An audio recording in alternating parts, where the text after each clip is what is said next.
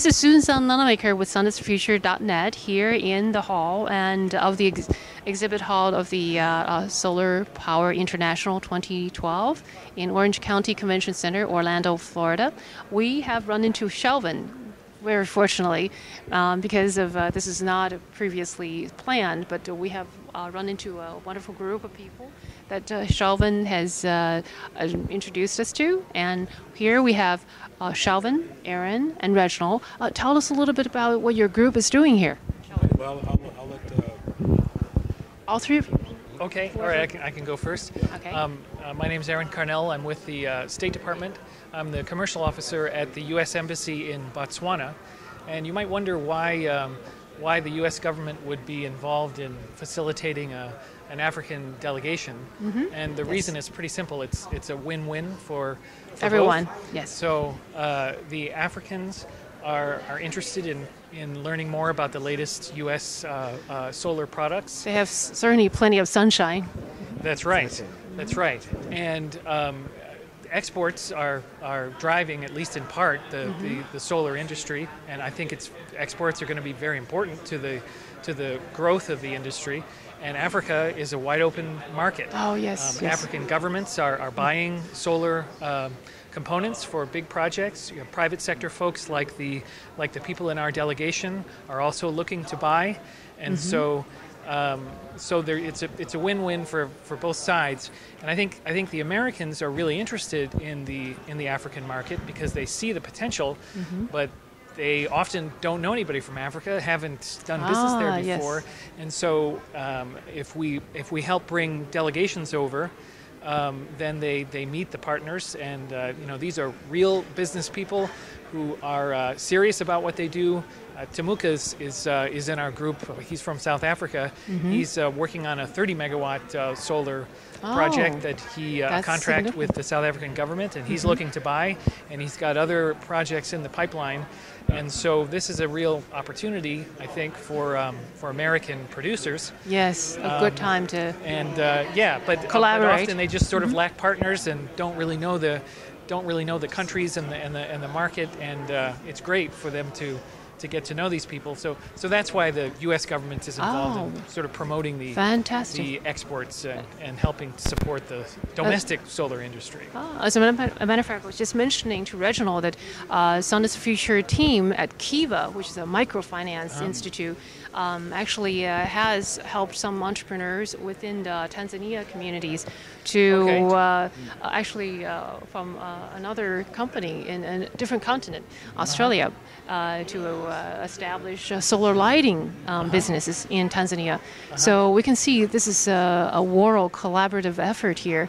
Well, tell us what you have seen, Reginald. What do you? What's memorable here? Yeah, no, it's great to be here with this wonderful group of businessmen. They've met quite a number of people here and partnerships, potential partners. They've met potential suppliers. So we're really excited about prospects that will come out of this. And we're excited also by the fact that the delegates were inspired by the great speech yesterday by President Bill Clinton. Oh, yes. And it's very inspiring. Very inspiring presentation. And it's an eye-opening opportunity to be here. Right. Great. Very good. And as those of you who did not see President Clinton's talk, it's very inspiring in terms of aspiring us to have more collaborative effort in all sectors and internationally too. So it's very important for all of us to try to work together. Yeah, he brought businessmen, solar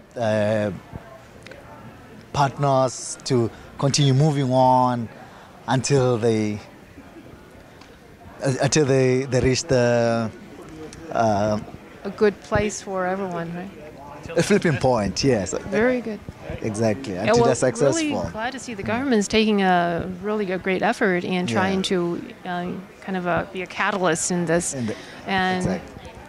Yeah, Susan, I think one of the things that Bill Clinton highlighted was was how, although the industry is growing, it's still dependent on public policy and on incentives. It's very important. And while those definitely should continue, the industry increasingly, I think, has to look outside customers, outside markets in order to survive. In fact, any industry in the U.S. nowadays, yes, our economic recovery is really being driven by exports. So we used to have the luxury of not looking at markets, well, who cares what's happening in Africa? Well, Southern Africa alone is 277 million people.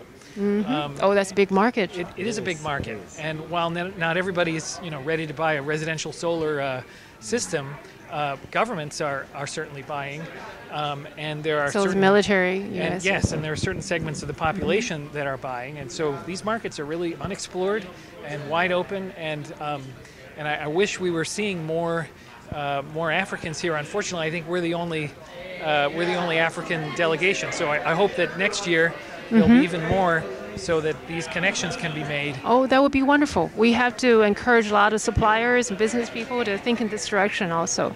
Absolutely. And we'll be putting it out. But Shelvin, hi, how are you? We're really glad we bumped into Shelvin. He's the one who's gotten us together. Well, it's my job to facilitate this. Fantastic. I'm representing Elan International. We're a consulting firm. We work closely with the U.S. government agencies and the private sector.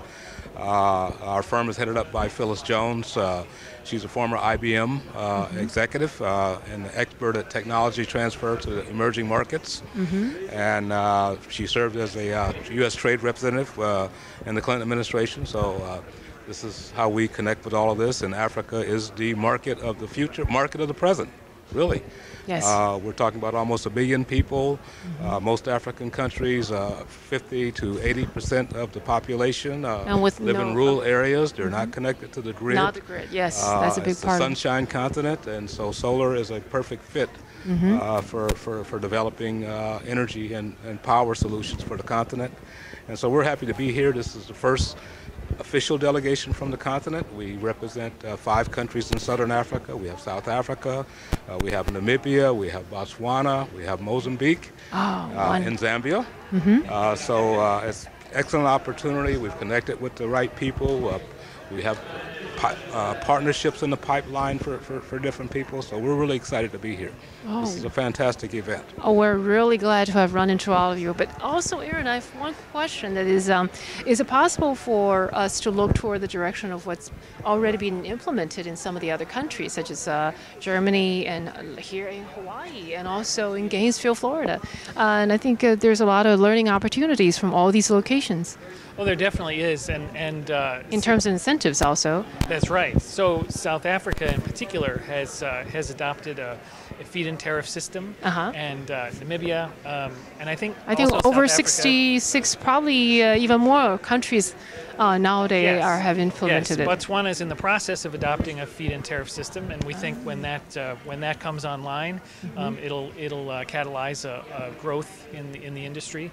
I know Namibia and South Africa have net metering, and we're not that far in Botswana yet, but we're getting there. Oh, very good. We may be learning all from each other. Yes, there's opportunity for cross-fertilization and learning as these governments experiment with the policies that'll encourage the growth of the industry. Wonderful. So we will be getting to see more and more people from Africa and delegates, and there will be wonderful opportunity for further learning from all of us.